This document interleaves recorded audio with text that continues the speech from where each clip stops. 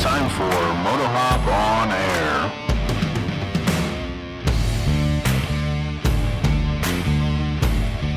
Welcome to episode 30. Don't do me dirty. That was actually a good one. Actually. Well, maybe if it wasn't midnight, I'd have a little more pep to my step, usually. well, it is in fact not midnight.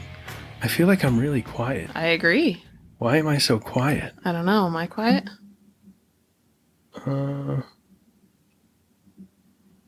me... Ruh-roh. Please stand by. Doesn't mean it's recording Can you hear quiet. me better now? Yeah, that's good. That's a little more normal. Yeah, let me bump these. I don't know why those were down. Well, they're knobs, so it's not like the electricity flickers and happenstance we've had would affect that, right? No, shouldn't have. Hopefully the first part gets fixed in post-production. But yes, With the intern. It is episode 30. We are recording this June 25th at 10:44 p.m. Right on time. Not midnight. In fact, it's not first midnight. And we acknowledge the fact that it is indeed 6 months until Christmas. So It is. if you haven't started budgeting, now would be a great time. Or just slowly cut everyone out of your life between now and then. You won't have anyone to buy for and you'll save a ton of money. Is that your game plan? It's working. Yeah. And you know what Friday is? What is Friday? Today's Wednesday. Uh-huh. You don't know what Friday is? No, because I lived through Friday the 13th, what was that, like 2 weeks ago, and somehow have made it to June 25th. Well, it's a little insulting that you would compare this event to Friday the 13th. Well, I'm not comparing it to... I don't even know what the event is. It's my half birthday. Oh my goodness. Yeah, I suppose... No. Yes, it is. You're right. How dare you doubt me? Well, for a second, the math didn't math in my head. And is it truly... Have you checked the day count? No, we're just winging it. Okay. Wow. I just derailed you, didn't I? No, I'm just trying to figure out where to start. You just realized you don't have a recently. gift on order and you're shooketh For your half birthday. for my half birthday. Yes, for your half birthday. Well, my real birthday sucks, so I'm just trying to bring a little joy to my life. I think it's great. You just never want to celebrate it. Yeah, because I'm tired and it's not fair. Hopefully that wasn't too loud. No, you're fine. You're Just trying to adjust my microphone slightly. How many cups you got today? Oh, I didn't even 4, put that at the top 5? of the notes. Oh Hold my on. goodness. It doesn't need to be on the notes. Yeah. I just corrected it for you. In your 1, cup? 2. That one cup kind of looks like a candle. Well, let's start with what's in your cup. Because I have one. Because I have cup. You're going to have to say You what's have- in your cups. You have bottle. That's a laying bottle, down. and that's here every week because we never open it. Yeah, but one week we might. Okay, you're not wrong. I have an LMN. An element. Yeah, but it's LMNT. LMNT. Yeah, element. Okay. I have the citrus salt one, which is kind of like a sober margarita. Oh, you told me about this, but I You didn't wanna try it? Yeah, let me try this. Let me reach it. Oh, what a reach. Let's not drop anything on anything. Yeah. Ooh, hitting things.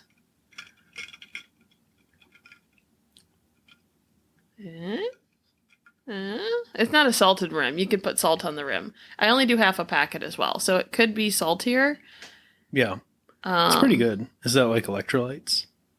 Yeah, it's Yeah. basically salt. I think they put some potassium in there, but I got a mixed pack from Target. It's just 'cause sodium and potassium. One of our friends drinks a lot of it because she has autoimmune diseases. Mm-hmm. She drinks multiple a day, and I just can't imagine drinking that much salty water. Yeah. But if you have like someone has like I POTS or didn't- something, they have to drink a lot of sodium and stuff. Yeah, I didn't think it was overly salty. Well, like I said, to me it is. Yeah. And like I said, I only used half a packet because there's 1,000 milligrams of salt in the whole packet, which is insane. Oh, that's only like 1% of my daily intake. It has nothing. This is a fine-tuned machine designed to run on the American diet of fast food. Yeah, and how do you feel on a daily basis? Fantastic. Other than I was going to say a bit ago that I think we've used the phrase before on here. I'm the kind of tired sleep doesn't fix. Yeah. Deep in your soul. Yeah. And it has nothing to do with your jank diet, right? No, I had Taco Bell today. It was fantastic. I'm eating so much tuna in order to try to like get my protein in and not have to cook. It's disgusting. Now, what is that? It looks like a White Russian. So I was trying to or a cup of iced milk. I was like, maybe I'll do a tiki drink. And then I was like, what's easy? Then I remembered we had a bottle of rum chata coconut cream that we hadn't done anything with. Does that coconut cream expire? I don't think we ever opened it. Oh, well, that's good. Well, we need to get moving on So if it was open, it did a very good impression of not being open. But on the rum chata website, they have a 2-ingredient cocktail. Oh. This is called an Easy Pirate. As compared to a complicated pirate. Apparently there's a difficult pirate somewhere. Huh. It is rum chata coconut cream, 2 ounces, and 1 ounce of spiced rum. Wait, you said it was 2 ingredients, but it... 2. Rum chata coconut cream. Oh, that's one thing? Is it that is one thing. Oh. Yep. I don't remember buying that. Was it for painkillers? I think you got it at one point because we didn't find just actual, like, cream of coconut. And obviously we needed it because we never opened it. 6 months ago at least, probably. I added a little nutmeg and cinnamon Yeah, to it looks like you got a little bit of a filth on top there. I think it's quite delicious. I like a condensed drink. Yeah. I'm not a volume drinker, so this is cute. I didn't do a lot because I was worried. Looks like a candle, smells like a candle. Like, kind of smells like Cinnamon Toast Crunch. Yeah. I was worried what the dairy was going to do, so I didn't do too much. Yeah, you can put that on cereal. Yeah. Pretty good though, huh? Yeah, I don't know how much of it I can drink because it's so sweet. It's pretty rich. These glasses have such a nice sound for the ice Chink. clinking. Yeah. Clink, clink, chink. Yeah, I don't know what that noise is called. What else do you have? You've got your candle cup. You have a plastic cup. You have an Owala. You have a... Okay. This is not just a plastic cup. This is my... The plastic cup. Standby bourbon and Coke because I wasn't sure how I was going to enjoy the Easy Pirate. Commitment this is issues. In my Mama Kwan's. Shout out Mama Kwan's Outer Banks. Yeah, because I'm sure they listen. Listen, I don't care if they do. I'm still missing fish tacos. Well, we can go back. When all of our cars... Can we? Are you not traumatized anymore? No, and I might go alone, so that way you can't be sad the entire time. I'm happy when my vehicles don't break. Yeah, well, it hasn't been very much lately, so I need to go alone. So I have my Mama Kwan's with bourbon and Coke. I have my Owala with water to hydrate. We'll get to why hydration is important.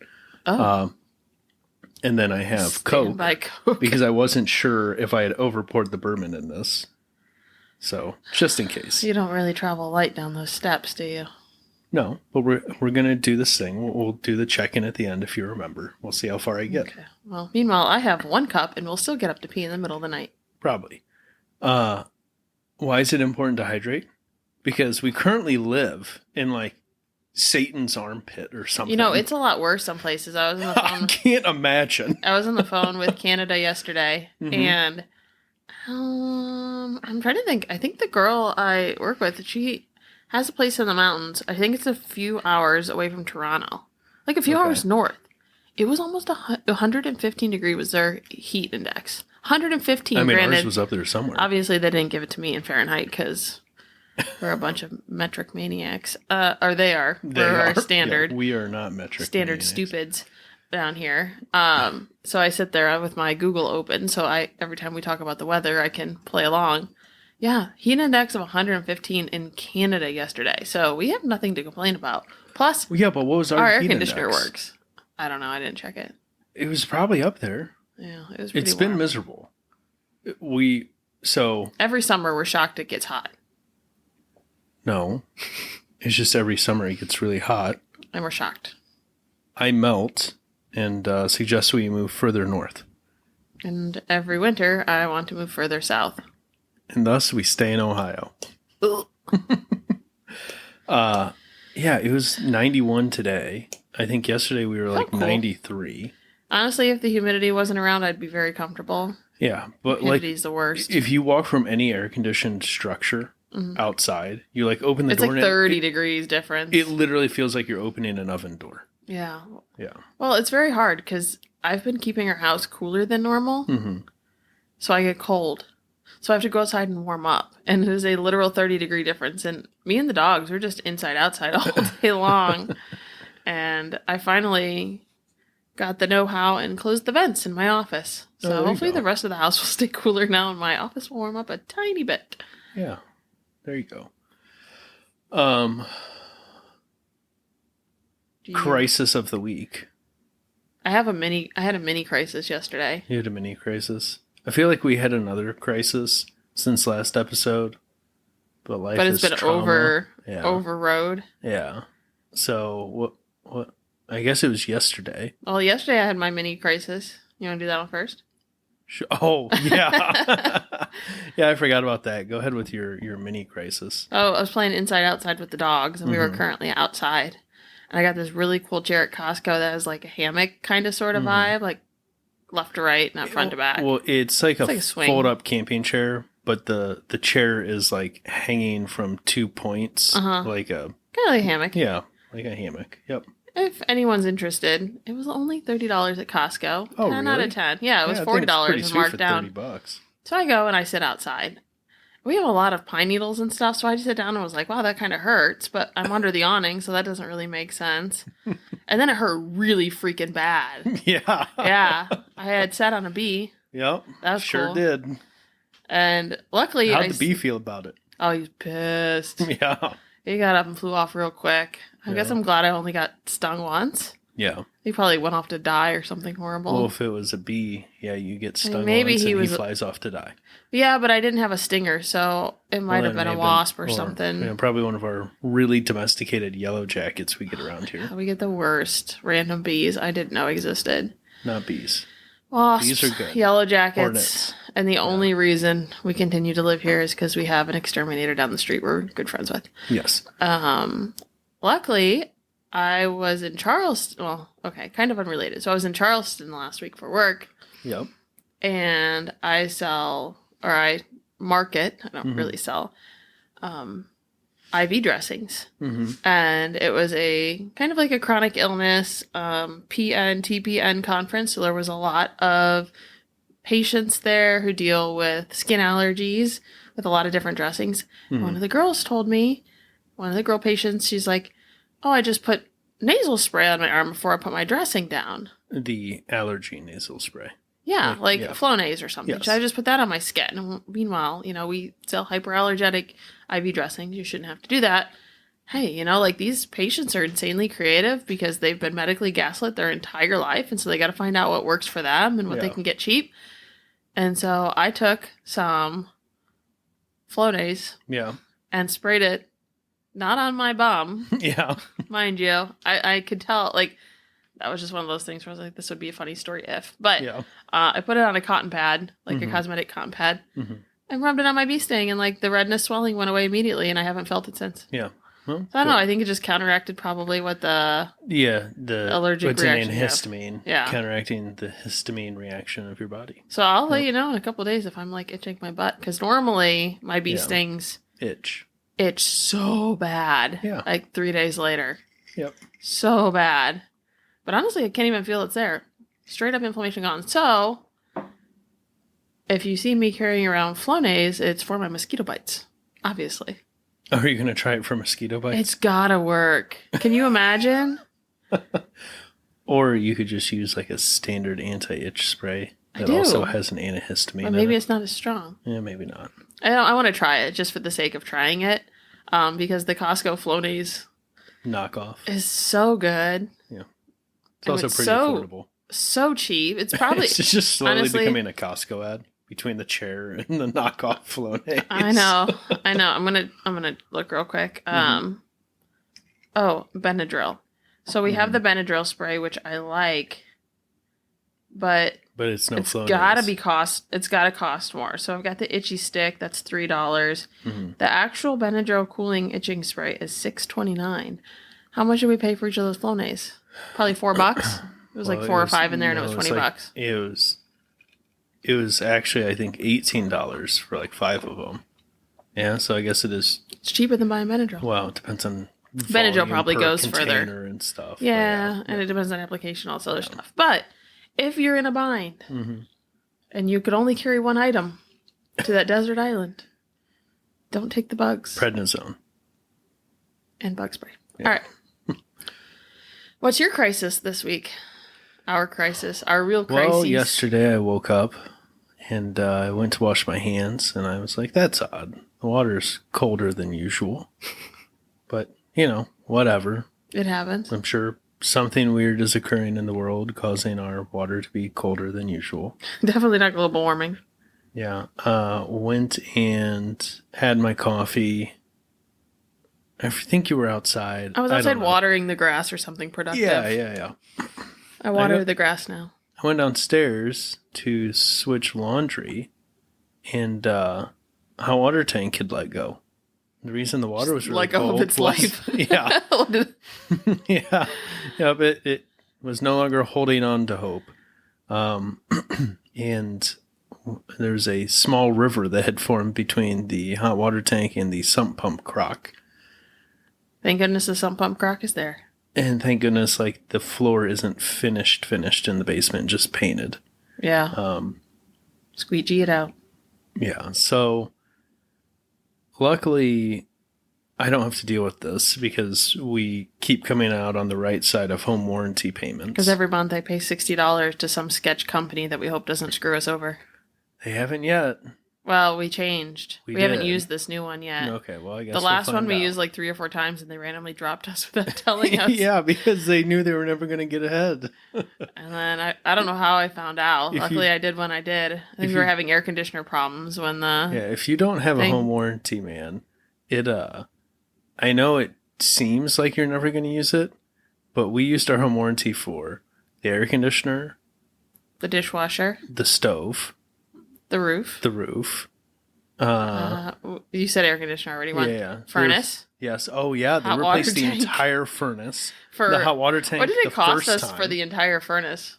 Was it? I want to say it was $800 because we paid our. I thought I was going to say more than that, but no, still, it's because we paid our deductible, but the plan we had at that time didn't cover quote unquote modifications, duct work and stuff. Yeah, so we had to pay a couple $100 for the duct work and the labor to do the duct work. Fine, whatever.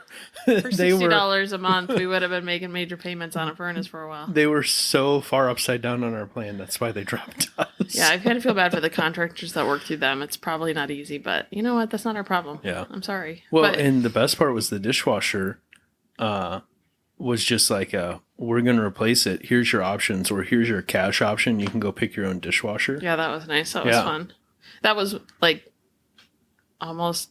That was 9 years ago or something, probably. Well, it was early on when we moved into the house. We were also hoping that the stove was going to finally die so we could just get a matching stove.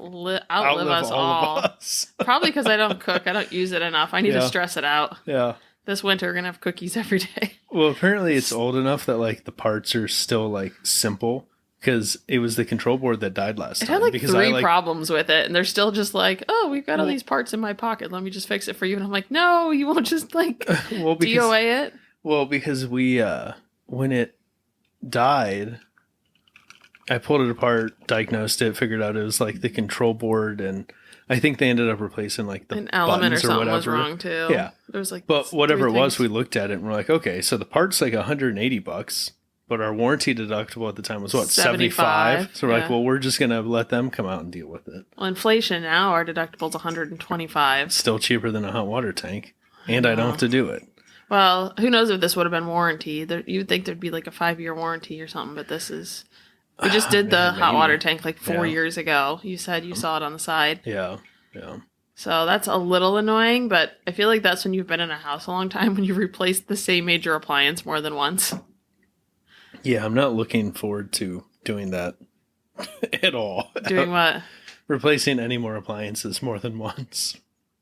Well, it's a minor inconvenience in the grand scheme of things. When we've gone in 2020, a tornado hit our portion of town, and we went without electricity for at least 4 or 5 days, and then we didn't have and it dropped another couple days without internet. The roof we had just redone. Yeah, like a year or something prior. Then I thought we did it in 18, and then the tornado hit early 20. No, I'm pretty sure we did the roof in 19, and then the tornado hit in 20, dropped the pine tree. So our ridge vent was barely maybe 6 months old. It probably saved part of our roof, though, knowing the tree landed on it, having done that already. Yeah. If anything, the home warranty company should pay us. Oh, wait, they did. Yeah. No, they didn't. They just contributed to the repair a little bit. Yeah. Which, honestly, good thing we did it when we did, because that would cost double now. No kidding, man. Like, it sucked when it happened, but you don't sometimes realize how lucky you are until after the fact. Yeah. Yeah, but so we did, not that we have to do our entire, home journey, but no, usually we did the roof, then the tornado happened, and then what? It was that year we had to do the septic. No, we did the septic pre-COVID. Oh, did we do the septic? It was 18, I think. Oh, then it was septic 18, roof 19. Septic wasn't covered by home warranty. No. Yeah, that was a bummer. We still live here. Yeah. We have the freshest septic system on the block. Cheap mortgage and low interest. We can never leave. No. We're stuck here forever. So, hot water tank goes out. Which was... Camper is not dewinterized at the time. Nope. So because technically we have that. Yeah. So what fantastic motivation to dewinterize the camper ahead of vintage days. I mean, it is end of June. It should probably be done already. Sure. Probably should have done it a few months ago. Yeah. But we haven't gone anywhere because life. This is why we got rid of the last camper, because we didn't go anywhere. Fair. This one was cheaper though. Yeah. But so we dewinterized the camper. So, motorhome progress ahead of vintage days. So, one, I don't know that I can ever own a normal camper again. Because this one's just, everything is the proper size. Well, and I just know everything's built decent. Because it's just built like a house inside of a box truck. Because that's what it is. It's literally just a tiny home. Yeah, but... is the shower in there as roomy as our shower in the house? No, but it's better than camper showers.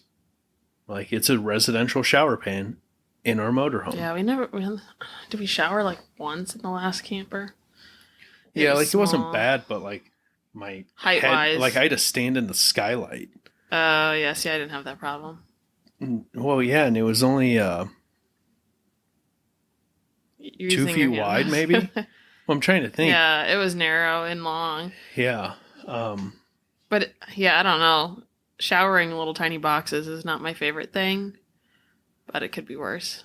No, but, I mean, it's not horrendous. No. It was fine at Vintage Days last year, but, if I would like to... that and normal I'd like to see you shave your legs. Sure. Bending over kind of sucks, but... I'm sure it does, right? I don't have that issue. But I'm just saying, compared to other showers... Yeah, it's not horrendously cramped. No, it definitely could be. And like I said, coming from short privilege, which short privilege doesn't happen very often unless you're in the camper industry. Yeah. I don't know how anyone my height or taller owns a Jayco. Yeah, they probably don't. When we went and looked at all those Jaycos, there were straight up units that we walked in. Do you remember? Yeah, your hair would touch the ceiling. My hair was rubbing against the ceiling. You're not freakishly tall. You're only 6 foot tall. It's not like you're some giant human or anything. Yeah, it blows my mind every time I see one going down the road. Yeah. But so, motorhome progress, it's been dewinterized. Also this morning, we've had no windshield washer, fluid pump. Which was probably not ideal when we were leaving Vintage Days and the entire thing was covered with half an inch of dust last year. You remember what I did?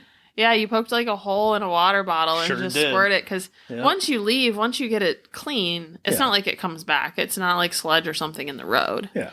It's just temporary inconvenience. But it's nice having windshield washer fluid when you need it. So yeah, it's found that the pump was just dead. And it was an AC Delco pump, which then I found the same pump under the Trico brand, a few bucks cheaper, which we'll get to Amazon later. I was going to get it from Summit. I'm not one to always run to Amazon if I can avoid it, but sometimes it just is cheaper or works out better. Yeah, you just don't have time to go get something. Yeah.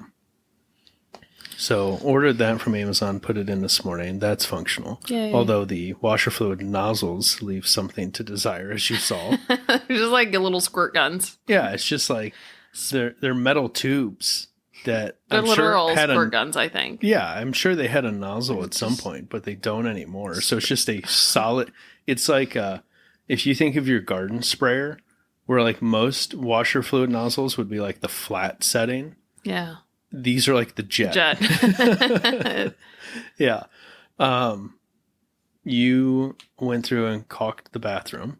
Well, what was left? We had the corner left yeah. in the shower that originally we weren't going to do last year. I think we just ran out of time. We're like, it's fine. Yeah. But the first time I showered, and all I could think about was that water trickling down that corner piece. So, yeah. I mean, it doesn't get a lot, but if you reach up or something like that, it trickles down your arm, and we don't need any problems. Yeah, I mean, it's good we did it. I wasn't super concerned about it because of knowing how that corner trim was shaped and knowing what we had done behind the wall. Yeah. But still good to check it off the list. Mm-hmm. We've also realized that the GE silicone that we put around the sink and base of the shower has yellowed randomly in a couple spots, which is annoying. Yeah. I Because we wonder, did the clear. did you look into the temperature tolerance of that? It got really cold this winter, but Yeah, did we caulk anywhere else that didn't get it? Or my thought would be just, who knows what kind of water they give you and have that tanker at Vintage Days. Maybe it just yellowing, inhibited ick there and just discolored over the winter. So like yellowing is something that can happen to silicones, but it could have been like iron in the water, right? But which I guess does kind of make sense because the base of the shower pan, like the exterior, didn't yellow. It was just what was in the shower and at the sink, which both are places that probably touched water. It's probably just gross water. Yeah, but that's done. Yep. And now that we're using it, I'm like thinking of all the other things we need to like modify and everything, which is probably good. I'd rather do that now. We've got a couple weeks to kind of think through some stuff. I'm like, oh, it'd be nice to have like a little shelf in the bathroom to put lotion or hand soap or something. Yeah. So I've got ideas, but we just need to prioritize them. Well, clothing storage is something that needs to happen. Yeah. So the nice part about having just decided against trying to get the transmission done, which I don't know, last episode I think we were still thinking about trying to get the transmission. You decided not to do it? Well, we kind of talked about. We did, but I've never really heard that you like made a definite. Well, I wanted done at some point, but I'm not going to try and rush it before Vintage Days. No, I think we should hop in it and take a trip this weekend. I agree. But it's also nice to just have that time to go through, like, as we walked around and realized there were, like, punch list items that we never got to last year because they were just not priority items. Yeah. So it's nice getting some of those checked off. The big item that I think I am going to try and do before Vintage Days is start looking at air conditioner options. And I did confirm that the compressor is just gone. Their connections still hanging out of like the engine side of the firewall for the connections to the evaporator. Yeah. I think that, yes, the part inside I think is the evaporator. And I don't think I'm going to try and put the factory system back. They make 12-volt systems where you don't have to have a belt-driven compressor. And that truck's big enough, there's space everywhere. So I can just mount it wherever is convenient. And the battery's like just behind the passenger. So might actually just mount it by the battery so the wiring runs pretty short. And then it'll just have its own little condenser that we've got to mount somewhere. And then there's a box we'll mount inside the cab. And the price difference, they make like cool only units and then they make ones that do cooling and heating. Oh. The price difference isn't a bunch, so we'll probably do... So there's no heat in there either? Well, there is right now, but if you remember, we can't shut the fan off or turn it up. It's just stuck on a random speed.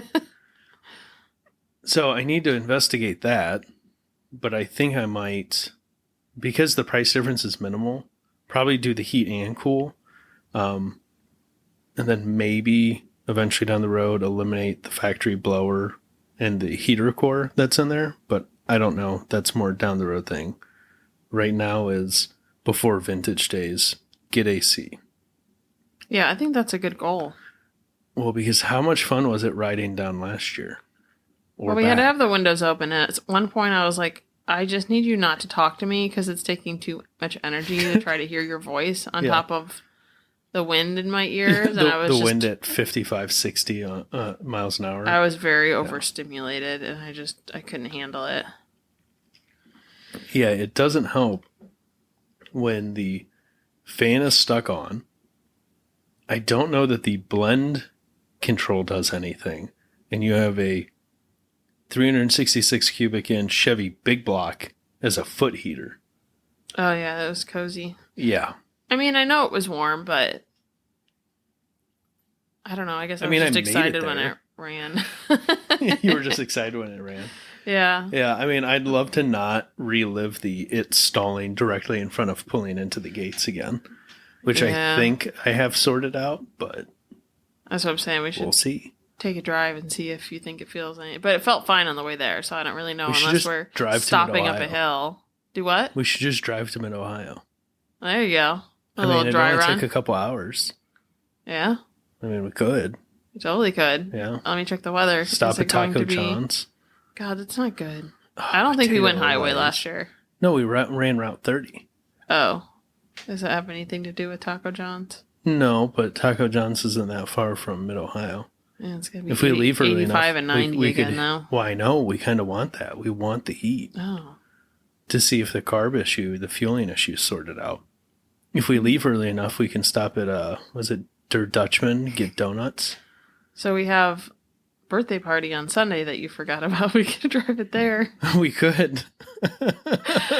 How good would that be? Pull into the family farm. I mean, honestly, you don't have to worry about parking or anything like that. Yeah. That might be the best case scenario. Yeah. If anything breaks, you're literally on a farm with all the equipment, you know? Yeah. Maybe we'll just drive it out there. That'd be funny. That would really take the attention away from everything else. The poor babies that people are there to celebrate. Yeah. They won't know. They're only 1 and 2. They don't know that they're not getting attention. That's funny. All right. Yeah. So it's motorhome. The spree I've been working on. Tires were supposed to be here today. So putting it in context, spree you bought at Vintage Days. Yep. What, the last day or something, right? Like, no, it was one of the last days because it was set at a certain price. I think it was Saturday because isn't Saturday night the burnout competition? I don't know. I just assume that happens every night. No. I think I bought it Saturday. Oh. Because it wasn't super late in the day Saturday. We saw it in the swap meet. Dude came around because he was buying some bikes from Phil. We ended up agreeing on a price. He came and delivered it to me, which was nice. And then rode around, did some barrel racing, and then took it to the burnout pit that night. And then we rode it a bit Sunday before we left. Yeah. Yeah. I feel like you've put probably as much money into it as what you paid for it. No. No? No. Oh, that's good. I'm glad. No, the only money I've put into it so far is... carb? Exhaust? The exhaust, which I got on eBay. Doesn't mean it was cheap. It was, I think, $80. Yeah. It's a $200 exhaust. Well, if I bought it new. It's a good deal, but still, what, 20% of what you paid for it? No. Yeah. Yeah. I guess. Yeah. Okay. And then... So tires are on order because it needs tires because they are on order? Like you ordered them? Well, they were supposed to be here today, which we'll get to in a second. Oh, yeah. But now I forget what I was going to say. Killing me, Smalls. I don't know. There's probably not much else to say. You got it on Saturday last year. Exciting stuff. Are you going to take it with you? Are you going to sell it? Yeah, we'll probably throw a price on it and see if someone wants to buy it. Oh, yeah. So exhaust and carburetor. Mm-hmm. But so... I went out to work on it a few days ago because I knew like where I had left it was the exhaust was on. I need to finish tuning the carb. And I was like, oh, I got to buy main jets to sort out the putting the exhaust on. And then I was like, well, I should just get a rebuild kit for the carburetor. And then I was like, oh, they have reproduction carbs that are pretty cheap. I should buy one of those. Because it'd probably be faster than getting a rebuild kit. And then I had this moment of magic in some way. You know how occasionally you'll like put on a jacket and find money in the pocket that you forgot was there? It was kind of like that. I'm scrolling through the search results and I'm like, oh, I'm going to buy this carburetor. And then Amazon goes, yeah, you bought that already. Sure enough, it was already on my workbench. I guess that's a good thing that like you buy if you do buy as much as you can from one spot, which I'm not saying it should be Amazon. No. I'm not an advocate at Amazon, especially during the holidays. Actually, I kind of anti-Amazon it because I think that is the last place that needs our money. But for the convenience factor, if you do order repeat order things, it does help. Well, and I wish other sites did it the way Amazon does it, because it literally was like Target does. Purchased. Oh, Target does. Yeah, they're like last purchased on or but purchase I mean again. Like Summit or like ECS tuning, like other motorsports related stuff. Maybe they would if because you they're on like, Amazon. you purchased this whatever month it was, I forget. Buy it again. And I'm like, oh, did I? And then there it is, sitting on the left side of my workbench, so I could go put the carb on right away, and drill the jet out, and it seems to be running great. I put a note here, this like love/hate of Amazon. The hate is the tires were supposed to be here today. They've been delayed at least a day. Amazon, of course, says a day until they don't show up tomorrow, which I don't think they're going to. I don't think they're going to show up till Friday. And then I had also ordered a vacuum pump and AC gauges, and one to sort out the X5 and the Audi, but also for the eventual install in the motorhome. They were supposed to be here today, and I'm going to sit here and look, because last I saw, they kept telling me it was still arriving today, but the last update was that it arrived back at the carrier facility. Oh. Yeah, now it just says in transit, now arriving tomorrow. Yeah. So Amazon dropping the ball. And they used to, in the early days of Prime, if they were late, you could like reach out to them and you'd get an extension on your Prime membership. Now they just show up whenever they want. They don't give you anything if they're late. No, they know that you're going to wait. Like, they know you're just like a sucker and you don't have a choice. Well, but I do, because if it wasn't going to be here today, I would have just went and bought it somewhere else and paid more. Well, they don't want you to do that either. They want to lead you on. Yeah, well, we'll see. It might just get canceled. I might just go buy them somewhere else. You put the notes in for the next section. Oh, I don't know. Do you want to go to something else first, or do you want to? Yeah, we could use that as buffer at the end if we have energy. Okay. Well, let's talk merch. Is it ready? It will be by the time this goes live. That's all that matters. Yeah. So we have our Vintage Days shirt design. Yep. Will be available for purchase. Pretty sweet.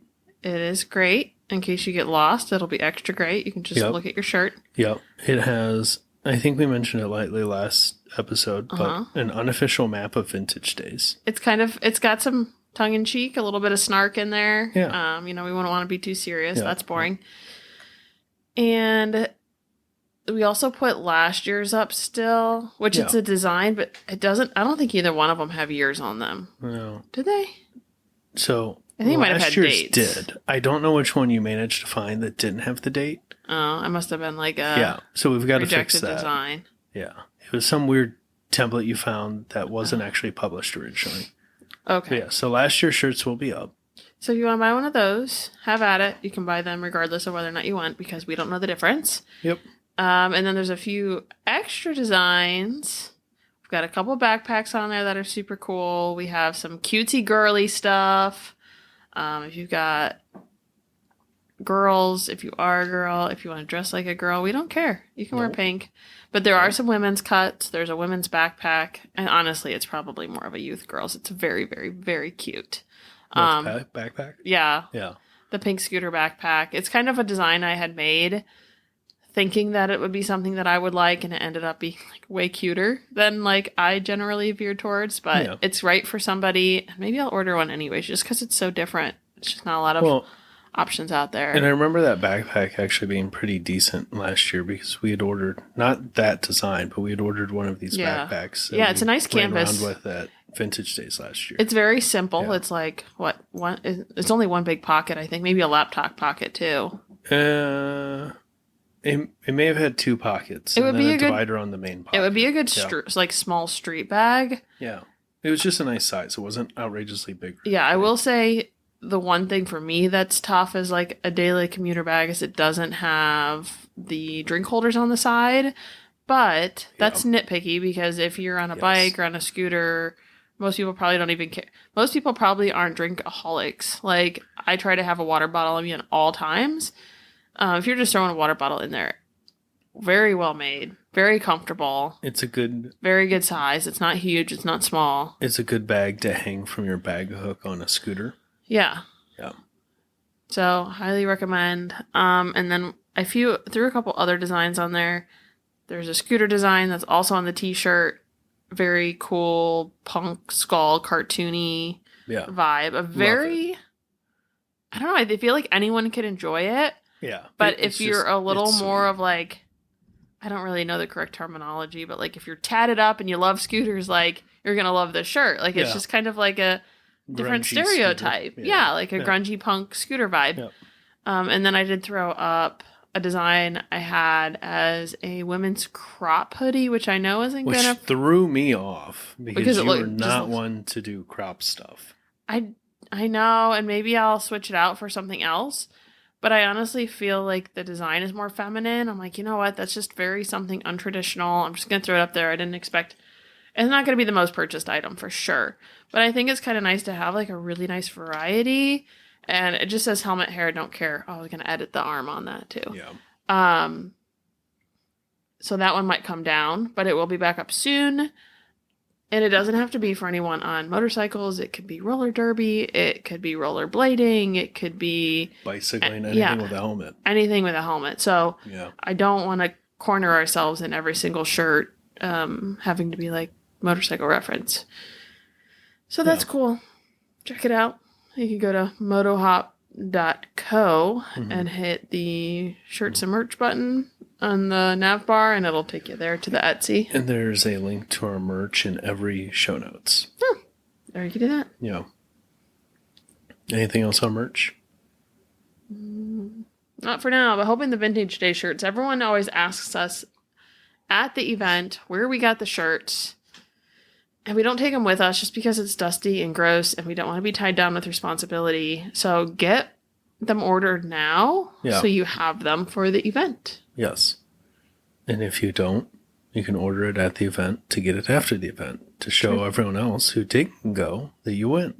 And we'll probably push it out in the Facebook, the Vintage Days Facebook. Yeah.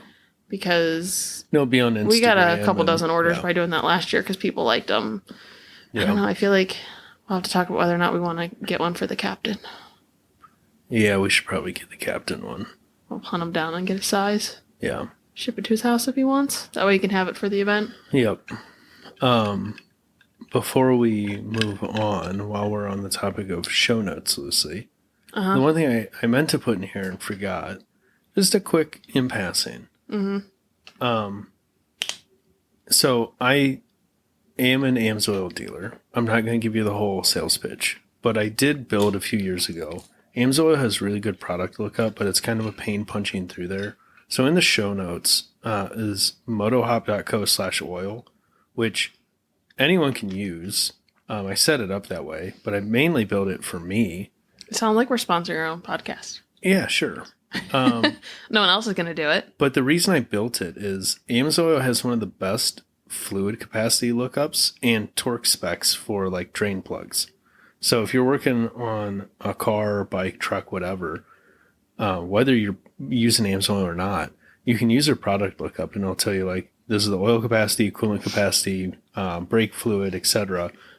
This is the torque spec for the drain plug for the oil. It's fantastic, and it's in the show notes every week. But that's it. That's all I'm going to say. Okay. In non-motorcycle stuff I wanted to touch on. I don't know if we've touched on motorcycle stuff yet. Yeah, we talked about vintage days in the spree. So NASCAR has really switched up how they're broadcasting this year. And I'm a pretty big NASCAR fan. Not outrageous, but I enjoy it. Been to races. This year they did 5 races on Amazon Prime. And it was fantastic. The last race was this week. So like you can watch for free? Well, I don't know if you could for free. If you had Amazon Prime membership, it was streamed live on Prime. But man, they came in swinging. First of all, it sounded like they hired most. I don't know if they were ex or they hired them away from NBC or what, because apparently a lot of the production team was like former NBC people. For the booth, they hired Dale Earnhardt Jr., Steve Letarte, and Adam Alexander to come in. Big money. It in my opinion, it was probably the best booth in the history of NASCAR television broadcasting. It was fantastic. The three of them, between the wealth of knowledge between Dale Jr. and Steve Letarte, arguably the only people you could put in that booth with maybe arguably more knowledge would be if you like pulled up Jimmy Johnson and Chad Knaus, right? And Adam Alexander, fantastic play-by-play coverage there. The Mexico City race, this was the first year the Cup Series went to Mexico City. For those of you who are not in NASCAR, if you haven't been paying attention, they do a bunch of road races now. They are not just on ovals, and they've brought in a lot of international talent because of that. Mexico City was won by Shane Van Gisbergen, or Shane Van Gisberg. Yeah, I may have added the N on my Made him own. German? I don't remember. They just call him SVG. But he comes from Australian V8 supercar racing. And he came over and won the Chicago street circuit that they ran last year, 2 years ago. I don't remember. But he won Mexico City, and it was great. Just a fantastic race. It was also awesome because he just destroyed the rest of the field.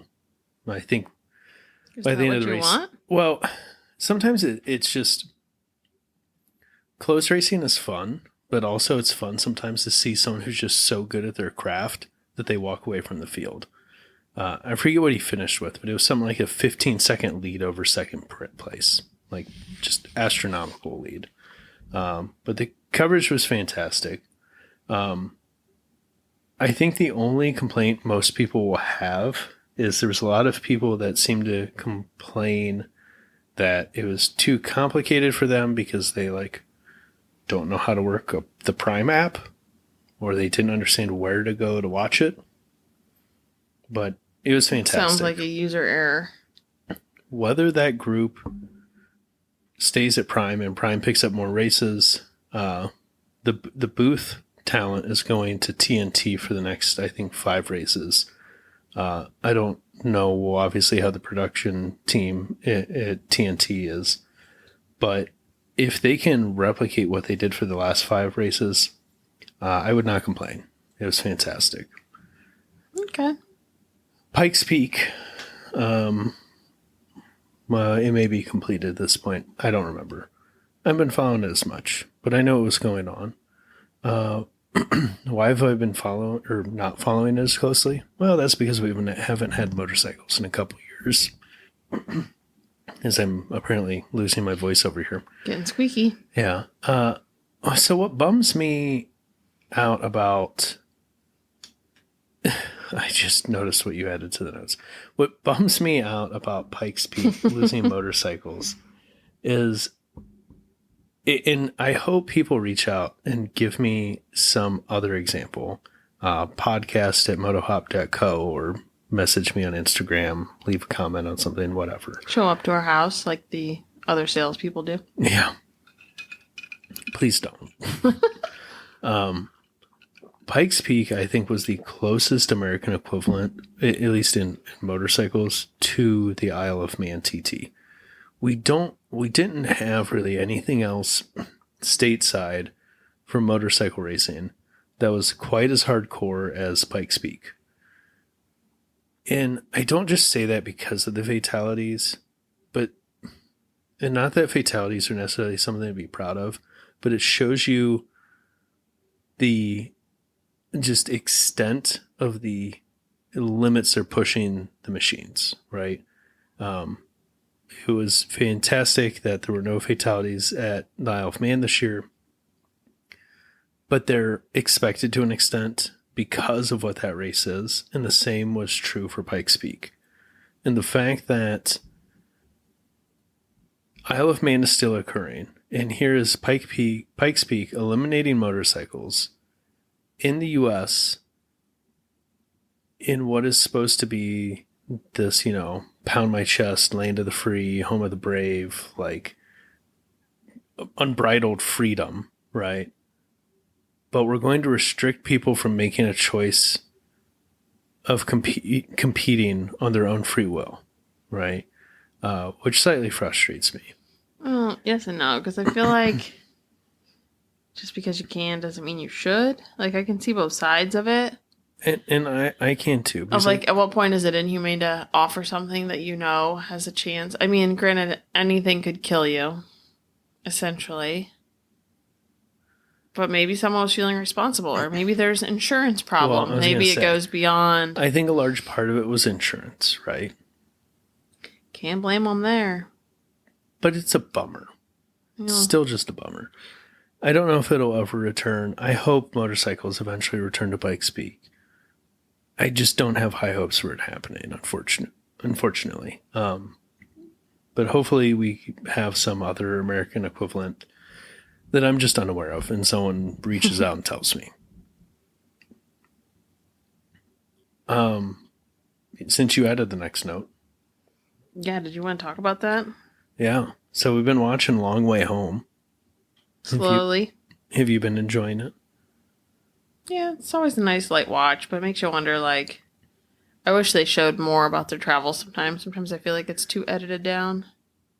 Yeah. Like, it's looking really easy this time around, and I don't know. It just feels like for the amount of months they spent on the road, you get like 5 episodes. It's come on. It is weird because some of that happened in Long Way Up too, where they're like, I think that's what made me aware here of it. to here, and then it's like the whole rest of the episodes in like 2 towns, and you're like, yeah, well, what happened to the other like 800 miles that you did here? I know, and I wonder if it has to do with like maybe they contract a certain amount of shows or something, and it has nothing to do with being thorough with the journey. I'm sure some of it's boring, right?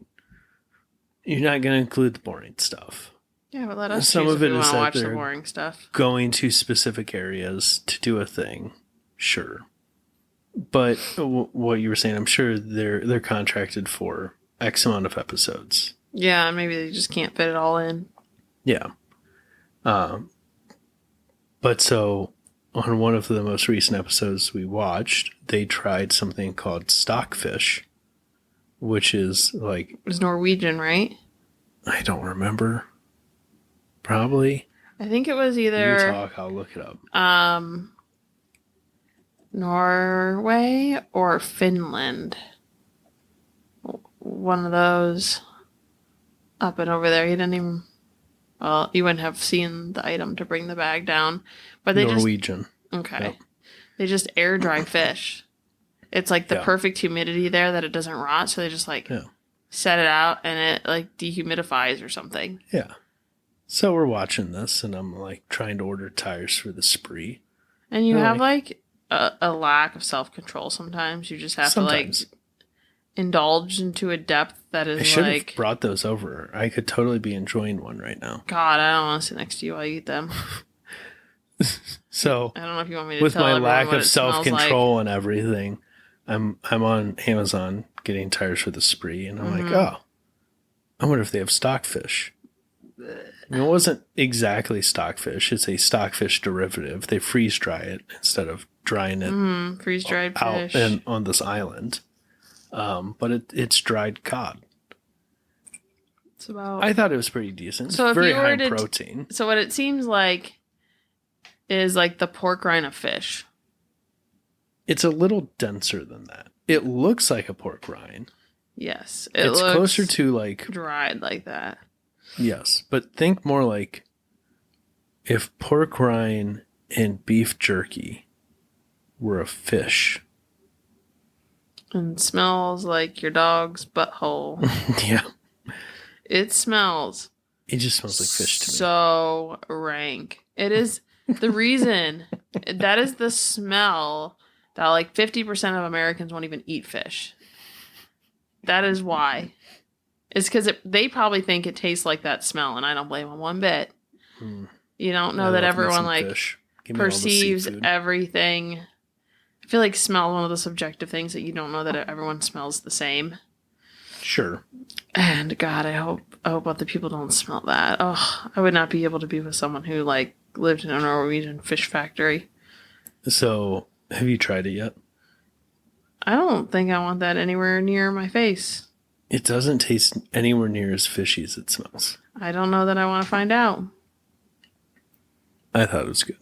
Well, I have hypersensitive smell and I can't handle it. Yeah. All right. Moving on. Onward to recalls. Yep. A bunch of recalls. Some of these came out, and apparently I somehow missed them last week.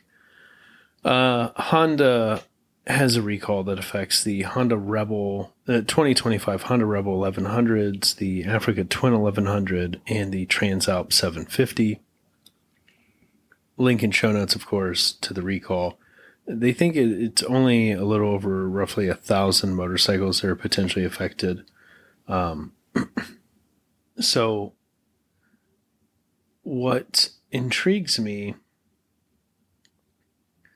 it's basically they had an issue with some of the bolts that were sealing the crankcase, and it may allow oil to seep out of the crankcase and onto the rear tire, which obviously, as they state, if oil is splattered on the rear tire, traction can be significantly reduced, increasing the risk of a crash or injury. Sounds less than ideal. Yeah.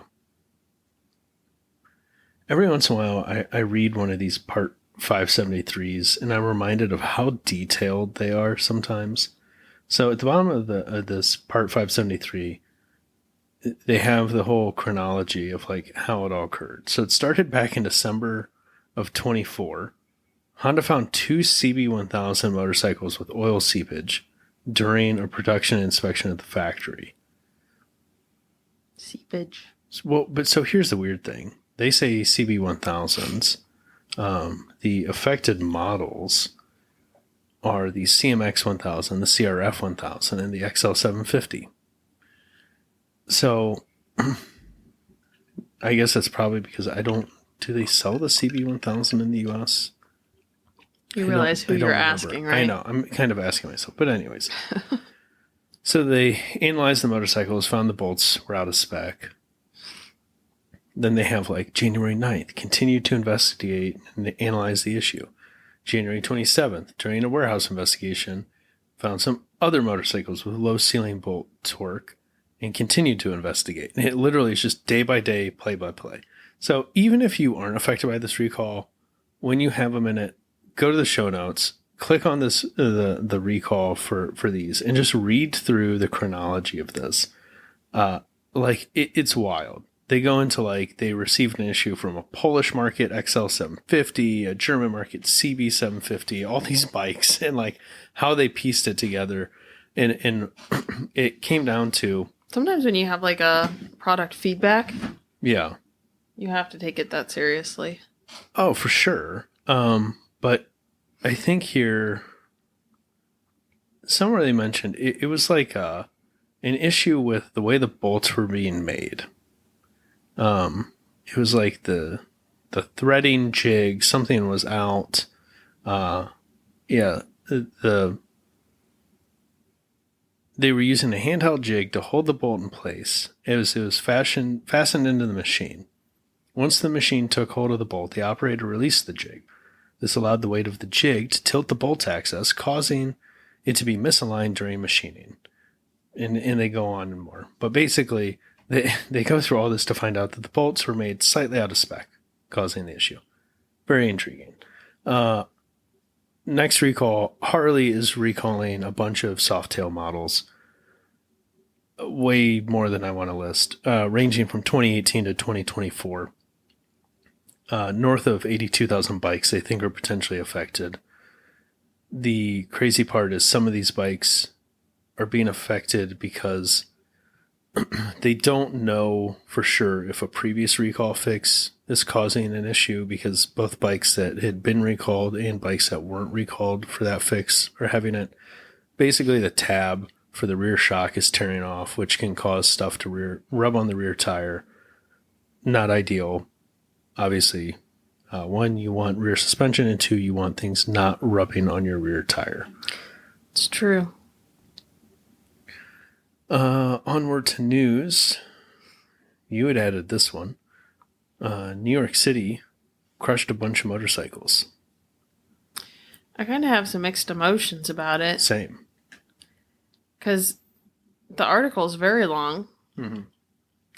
And all of the quotes are from office, like officials, like people of office talking about how it's, how they're it's just their press release, taking crime off the streets. Well, sure, but first of all, it didn't really seem, I'm going to look at it again. It didn't seem like, it looks like an article. It doesn't look like a press release. Press releases aren't formatted like that. And it's, sure. They didn't take a single quote from an actual person, like an actual civilian. They claim that they took these 100,000 illegal bikes that were just causing terror on the streets. People were causing crimes on them, all this stuff. And this article is really long and it regurgitates the same things over and over and over again. And it kind of is just giving me like, and I don't want this to get political, but it almost was giving me like immigrant vibe. Like, oh, there's these things here that are just coincidentally, like, some of them are causing issues and we should just get rid of all of them. And like, it's just causing terror in the streets. And you're just kind of like, yeah, people who are going to cause terror in the streets are going to ride all sorts of vehicles. Yeah, some of them are going to be probably on maybe stolen bikes, but some of them aren't going to be. So to assume that just because some of the crimes are committed on stolen bikes, that every single stolen bike is going to commit a crime. Here's the best part. Is very, like, twisted. From the way they wrote this, not all of them were even stolen. Just the VIN numbers could be read or something. No. Some of them were unregistered. So some of them probably don't even need registered. Just like the little, electric scooters and stuff. But, like, they talk about illegal and unregistered, right? But then they talk about those separately in certain points. So at the very top, they discuss seizing over 100,000 illegal, quote, ghost vehicles. Cars that are virtually untraceable due to forged or altered license plates. And illegal and unregistered motorized scooters, bikes, and all-terrain vehicles. You can't trace it because it has a forged or altered license plate? What? Yeah, it's very sus. Cars are sitting in a field without a license plate right now? A lot. Someone can figure out where that car came from. Yeah, they don't want to. They just think that these are just causing terror. And like I said, I keep saying it because I kept saying it over and over and over again. Cars and mopeds and people are just, creating robberies and all sorts of stuff in here. I couldn't believe the length of this article. I originally found it looked at it and it like keeps going. Robberies and grand larcenies involving mopeds have dropped significantly, and that's thanks to the tireless work of the men and women of the NYPD and Mayor Adams' leadership in making this city safer. Yeah, those are the people that needed a pat on the back. They commissioned this article for sure. Robberies and grand larcenies involving mopeds? What? First off, their definition of moped is probably different than the state of Ohio's definition of moped, so they're just lumping in scooters. But who in their right mind is going, you know what I think a great getaway vehicle would be? A moped. An old busted jank scooter. Yeah. Right? Let me get some. Well, these little hellions are just riding on the sidewalk, is what this article said. Yeah. They're just escaping vehicle. They're just escaping the police by riding on the sidewalk in the dead of night. Yeah. I mean, here's the reality of probably where most of these came from. It's kids who want to ride a dirt bike or a scooter. And they're trapped in the city. They're trapped in the city. They don't have room or land to go ride them on. And or they have no means or no way to register the vehicle. And they got caught whether they ran or stopped. And now they don't have that. But the most frustrating part to all of this is they posted a video of them crushing all of these scooters and motorcycles with 2 large bulldozers. First off, these could have been transportation for someone, right? There's someone in need who could have used one of those.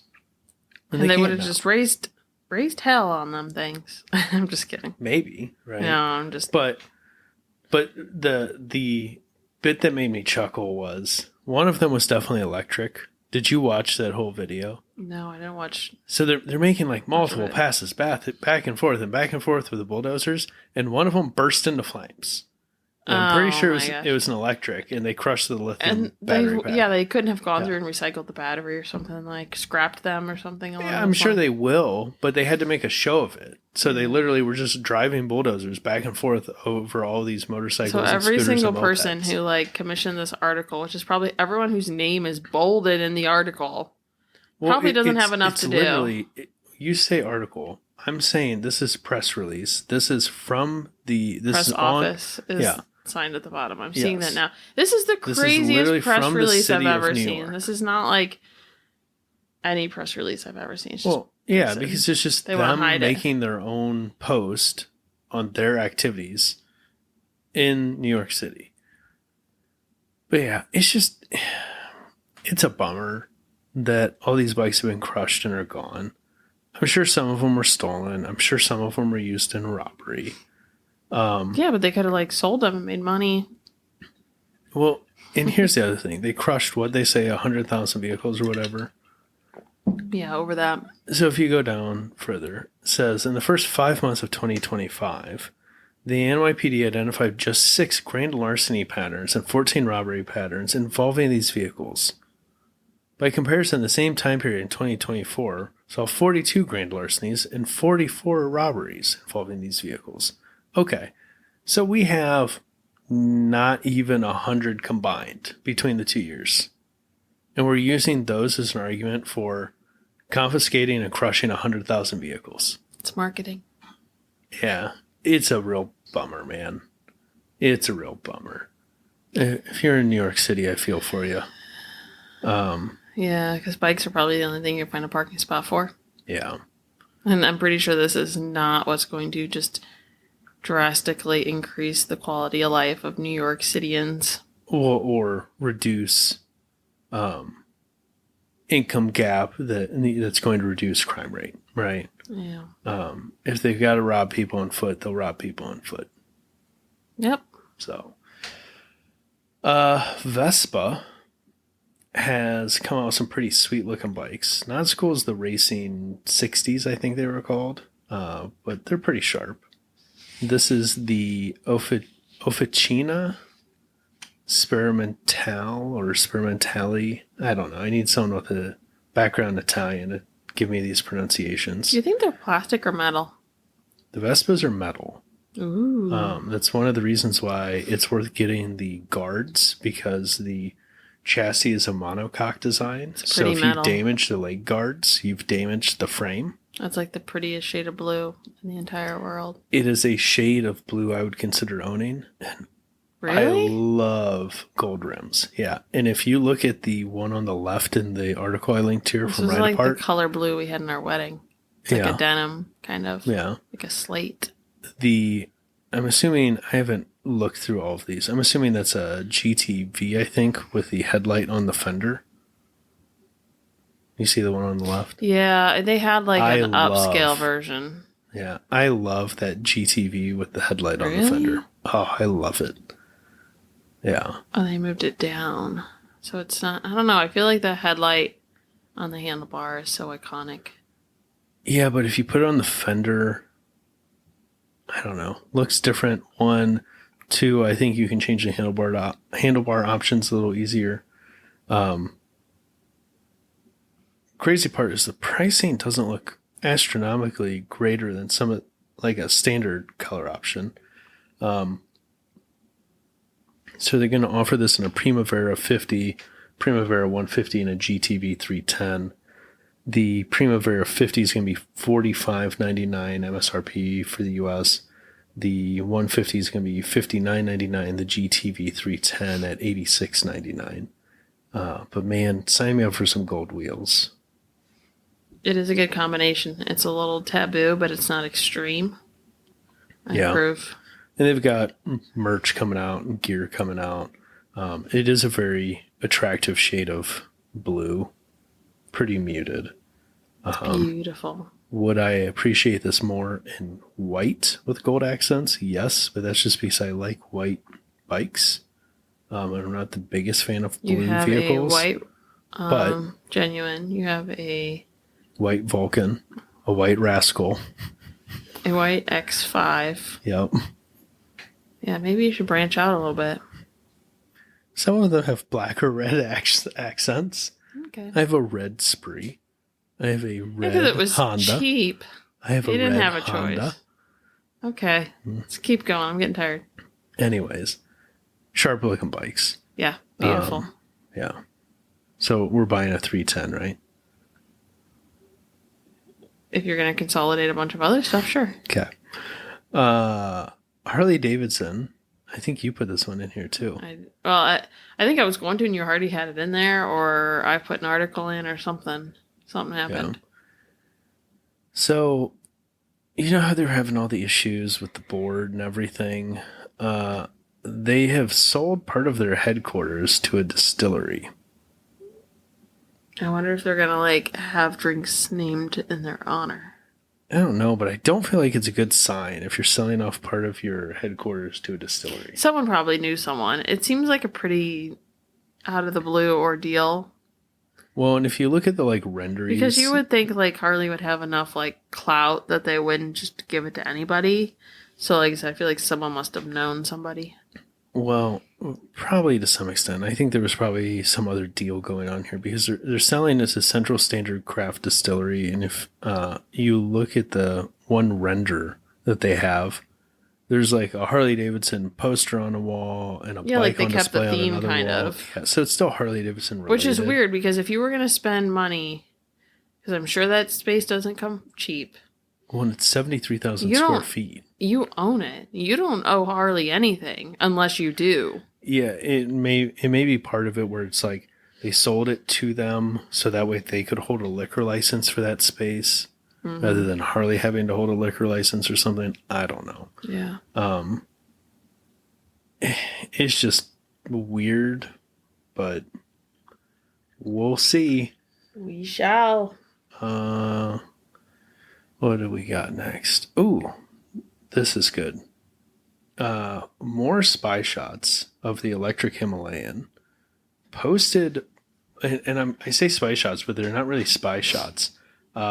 Literally, Royal Enfield themselves posted some photos of the electric Himalayan, or the Him-E.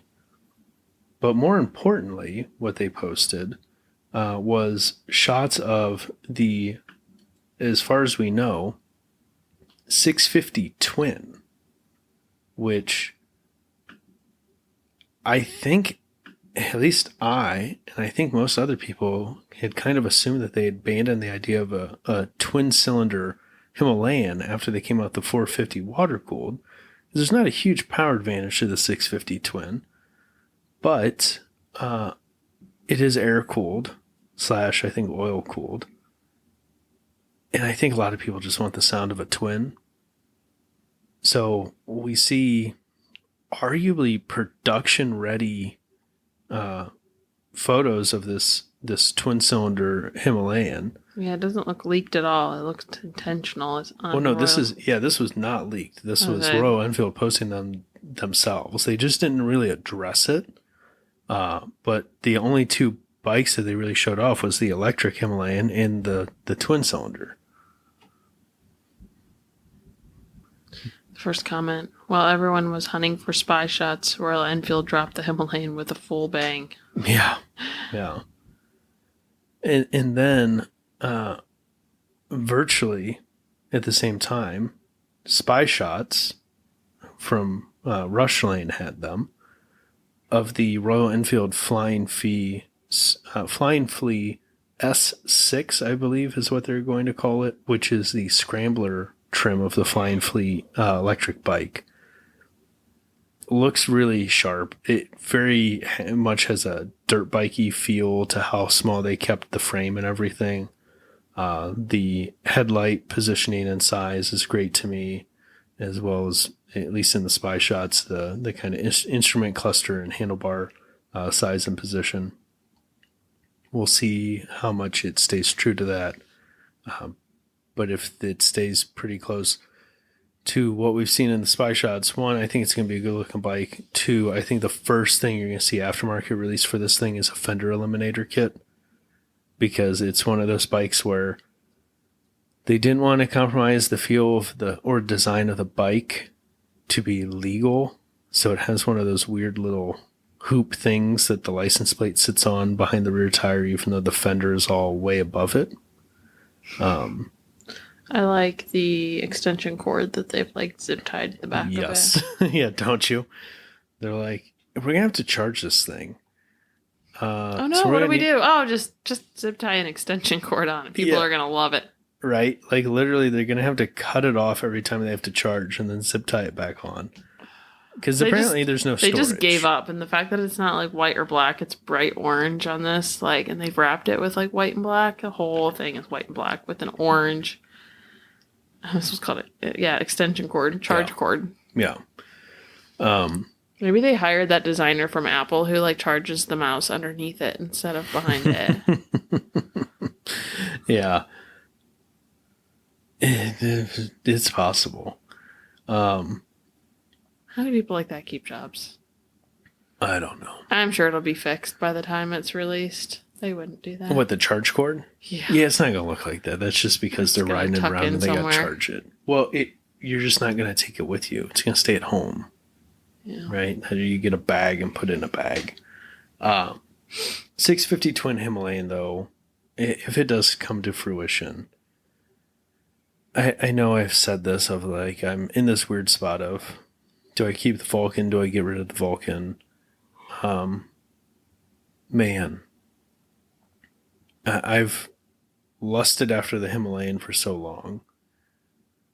I really like the look of the 411 better than the 450. Get rid of. I understand that. But like a 650 Twin Himalayan, that is right up my alley. AMA has announced their next class of inductees to the AMA Hall of Fame, the class of 2025. It includes Dana Bell, Chris Carter, Colin Edwards, Joe Kopp, Chad Reed, and Ryan Young. Link will be in the show notes if you want to read more about all of these. Dana Bell, they've noted. It's in October if anyone wants to go. Yeah. They have a cocktail hour. I tried to see how much prices were, but it took me to a page that had to click a link, that took me to a page where I had to click a link, and then I was supposed to sign in, and you've got the AMA account, so you'll have to look. Yeah. Dana Bell, they've marked each one of these, they kind of have like a little thing next to their name in the article of like what they're being recognized for. Dana Bell is for leadership and rights. Chris Carter as ambassador in industry. Colin Edwards for road racing. Joe Kopp for dirt track. Chad Reed for motocross and supercross. And Ryan Young for specialty competition. And then this was kind of cool. So trying to sort out Vintage Days planning and everything. And just checking out the website and they don't have an event schedule up yet. But then I saw on Cycle News. Yeah, they're really slow about some of this stuff. Yeah. Media passes, schedules. Yeah. AMA, you need help. Let us know. Really still crossing my fingers for media passes again. I got them last year. There's no reason we couldn't get them again. Yeah. But the exciting part is Cycle News mentioned the Moto America Talent Cup is coming to Vintage Days. So I know there's discussion of whether or not sidecars were coming, and it sounded like they were not. And I thought they were getting replaced with baggers, but it may have been this Talent Cup. Regardless, pretty excited to see these run. So did you look at this at all yet? The Talent Cup? I looked at the pictures to see what kind of motorcycles they were. Yeah, so these are spec They're just bikes. street bikes to me. But all of the competitors are between 14 and 21 years old. Oh, they're little babies. Yeah. So it is a spec bike. It is a Kramer, I'm assuming I'm pronouncing that right, APX 350 MA. It's just a GP style, like purpose-built bike. God, but 14, yeah. 21, them kids are fearless. Yep. Just Hopefully they don't up and get hurt. comers, and it's going to be a blast to watch them rip the track there, man. What day is that? Do we know? Well, At least there's the no event schedule. schedule's not done yet. Oh my gosh. It's going to be Friday, Saturday, or Sunday. I can guarantee, well, I can't even guarantee you one of those. But likely it'll be Friday, Saturday, or Sunday of vintage days. Oh my gosh. Maybe by next episode we will know what day they are competing on. But it'll be cool to watch them run. And then... They probably know. I'm sure they do. The best new model name I've seen in a minute. Yeah. We're not going to get it in the U.S. Of course This not. is likely only going to be in India. The Honda Scoopy. Scoopy. Scooter. Hang on, Scoopy. Scoopy, hang on. Not Sloopy. I know. Yes. It's modified. Just letting people know. It's a very important Ohio thing. OH. I really hope people in their car somewhere were listening to that and instinctively yelled IO. Right. It's one of my favorite things about Ohio. It's the only nice thing. Yeah, it's just our OHIO call and response in our crazy infatuation for Hang On Sloopy.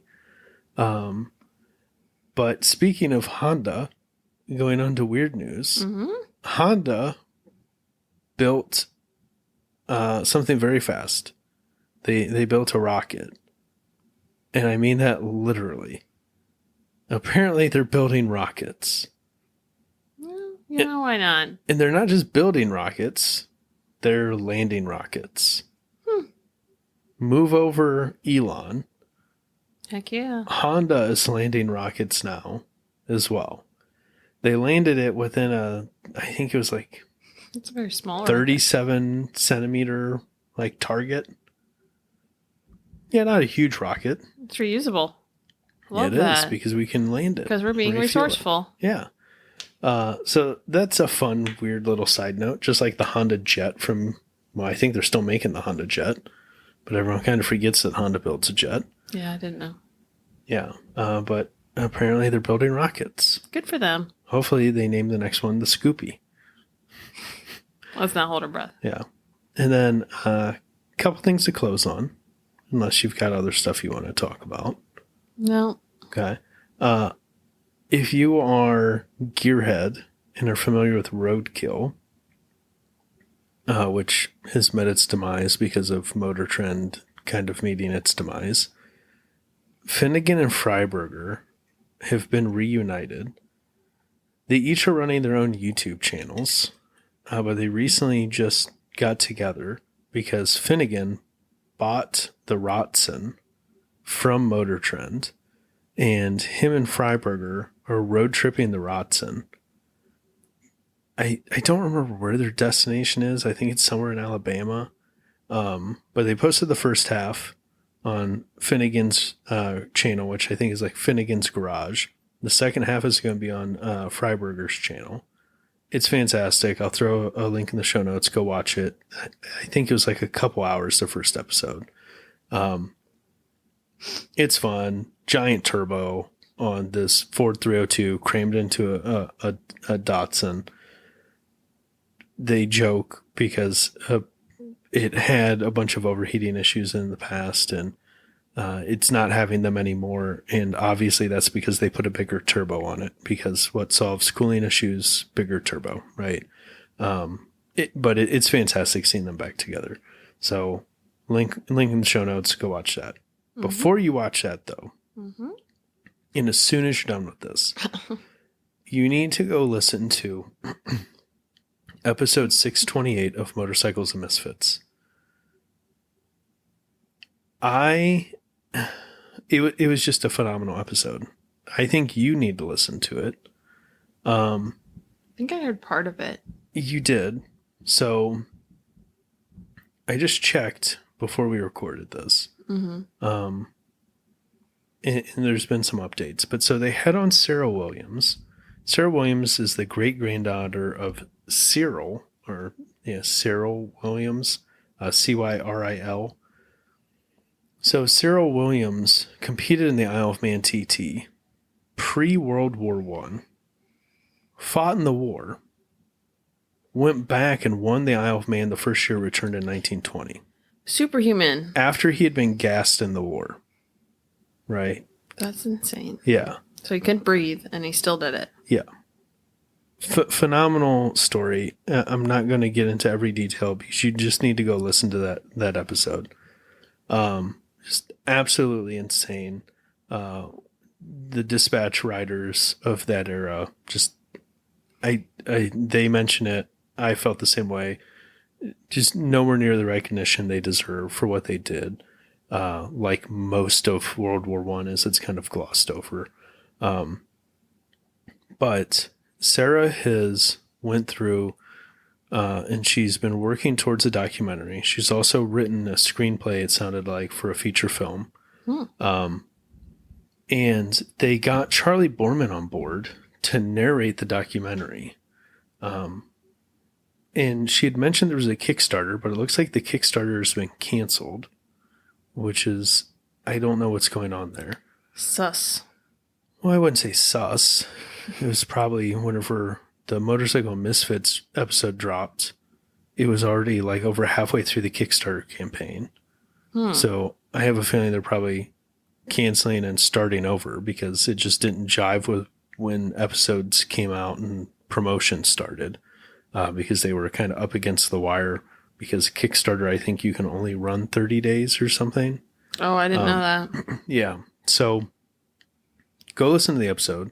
Episode 628, Motorcycles and Misfits. Fantastic. And there's show notes, and I'll put it in ours. I'll probably link to the Instagram for the film that they're trying to do for the documentary and in the feature film. They have an Instagram up, but in the show notes for Motorcycles and Misfits, I'm pretty sure they have the Kickstarter, which, like I said, has been canceled for now, but follow them on Instagram. I'm sure when they get it sorted back out, they'll post something.